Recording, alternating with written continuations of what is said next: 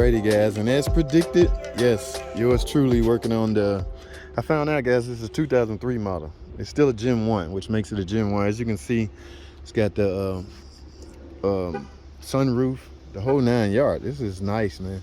Now, where is he in? Simple, man. He want us to look it over. He want to take care of the car, guys. That's what PM, that's what preventive maintenance stand for. How many 60, what, did I see that right? 65,000 miles, guys. Make sure I'm reading that right. 65,000 miles on a 2003 model. Alrighty, what does that tell you? That my man been taking care of this car. Again, based on the center console, it is in fact a Gen 1. Gen 1 went from 01 through 05. And then in 06 through 10 came the Gen 2. The electronics changed, the bus changed, the invention of the TIPM was launched. Okay, they brought the birth of the TIPM. All right, everything else is pretty standard on this car. All right, now again, they in for maintenance, want to know what's going on. They didn't just get us to a typical oil change. I'm gonna look this car over fully. It's hot right now. I'm gonna make sure the AC working. All right, so oh wow, right off the bat, I'm getting no AC. He didn't say nothing about that. He just wants to look the car over. But when I look a car over, I look a car over. It's just like a 29-point inspection to me, guys. Like on a used car. I even go so far as to test drive it. In fact, you see the seatbelt? I'm about to put it on because that is, in fact, exactly what I'm about to do. All right, let's go test drive this thing first because I want to get a feel for it, guys. I want to see how it runs, how it drives. You know, this year model PT Cruiser, there was a lot of problems with hub bearings making noises and at certain mile per hour. I know all about the known problems with this car, so I just want to cut him off at the path and let him know of any of these problems. All right, that's what the estimate is for. We're gonna give him an estimate of everything that I see needs attention. Okay, not that everything that needs replacing or done, just everything I see. There's no checking the lights or no warning lights. I'm gonna go so far as to scan it, because there could be some codes pending in the computer. All right, yes, ABS. This car is equipped with ABS, all kinds of modules on this car. All right, so we're gonna totally scan the computer, but first, let me go test drive this thing. Like I say, I want to get a feel for it, guys. All right, guys, the light is green. Let me go. I'll talk to y'all when I get back to the shop. Y'all stay tuned. I'll be right back. Alrighty, guys, so peep this. I'm on a test drive, right? Guys, this thing is purling like a kitten. Look at this. Let me roll this one up. All right, you know, if you go when you test driving a car after you do alignment, you're trying to see if the wheel pull or the tire pull or anything. Now I gave the tires an eyeball outside when I was going to get the car. The tires look good, but look at that. That steering wheel is dead centered. You test the steering wheel on a flat level road, and you simply let it go and see how long it takes for the car to drift. All right, get it straight. Yes, the steering wheel is straight, and ladies and gentlemen, there is no pull whatsoever. Yes, I love it.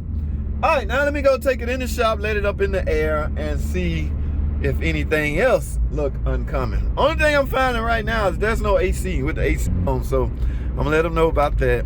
And let me get this thing up in the air, guys. Let me get back to the shop. We'll talk some more later. Stay tuned. Alrighty, guys, I'm back in the shop. Guys, we need to talk. Let's talk about something. Y'all remember this, right? This mileage, 65,000 miles, guys. Remember, this is a 2003 model. Let me pop the hood. 2003 model PT Cruiser. So somebody do the math out there. It's a 2003 model, right? What year are we in right now? We in 2023. Okay, 2003 minus, or am I doing that right? 2003. Okay, let me do it like this. 20 plus 3 equal 23, right? Okay, which tells me this is a 20-year-old car, right? Now, I talked about this on another video, so I'm gonna bring this up again. Got 65,000 miles. It's a 20-year-old car. Now, should you, I'm gonna have to do this anyway because it's rules, but I wanna know y'all's opinion on this. Just because this is an older model, 20-year-old car, even though this car only has 65,000 miles, get this, I would have to recommend a timing belt, guys. Now, I know some of y'all gonna be sitting back in the comments, oh, already, man, you don't need no time, just got 65, you a big ripoff, you scam artist. No, guys.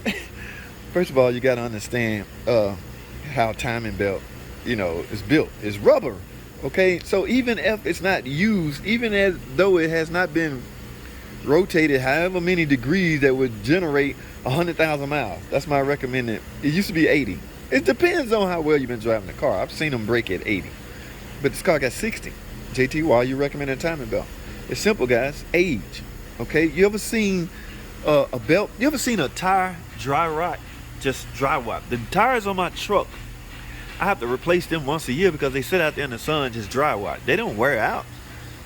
Same go with a belt. That's some similarity right there with its build. Okay, that belt will dry rot, get brittle, and just simply disintegrate. We don't want that to happen. Okay, should you be riding around in a car, a nice car I might add, with a 20-year-old timing belt on it? Remember what happens if this timing belt breaks. Okay, yeah, you go no more. Now, there's a lot of debate on whether this is an interference engine or not. Okay, and I get in trouble by saying this, but depends on the revolution and when that belt breaks. If you pushing 1,000 revolution, your belt decide to snap, yeah, you can really damage some things. Okay, all right, will the piston hit the valve? We'll be debating that forever. Can valves hit the valves? Last time I said that, I got so much conflict, so much criticism. It's my opinion, guys. Everybody have their own opinion. All right. Now, I've seen Motor City Mechanic do an experimentation with that on one of his videos. I'm gonna try to link that in the bottom. Okay. Now, this is the only way you really should judge something. If somebody got facts, they actually pick the head up, flip it upside down, and rotate the cam and see if the valves are open wide enough to actually hit each other. Okay.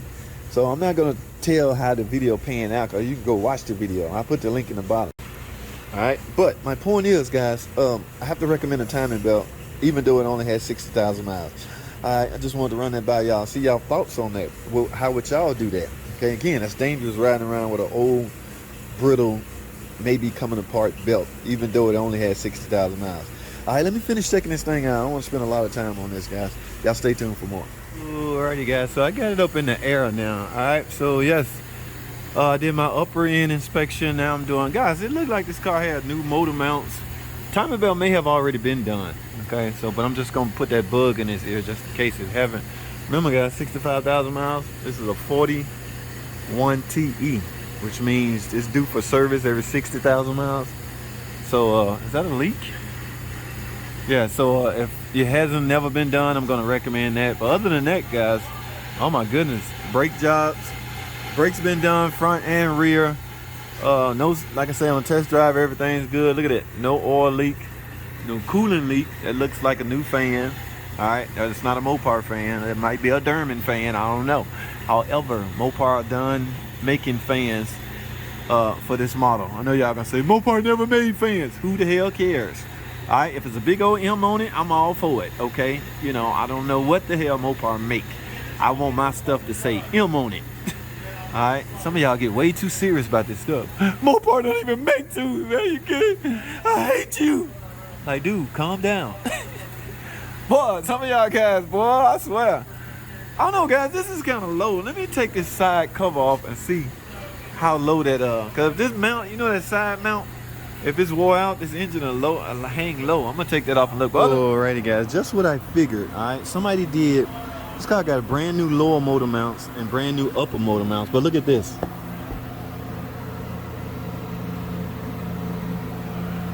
Yeah, they didn't do the hard motor mount. All right. Some mechanic was too lazy. Yeah, y'all saw that lower motor mount, right? Look at that one. Yeah, so both of those have been replaced. He just neglected to do the hard one. That's the one with a timing belt and all that stuff. Oh, yeah, so I gotta let him know about that, guys. All right, stay tuned. Hey, guys, I'm done with this video in this car. I'm about to go recommend a trans service. We're gonna change the oil and the coolant, I think. All right, so I did my full inspection. Some of it was done off camera, so don't hold me to that. Don't think I didn't check certain things. I did a lot of stuff off camera, but I'm gonna wrap the video up, guys. That's all I have. Thanks for watching.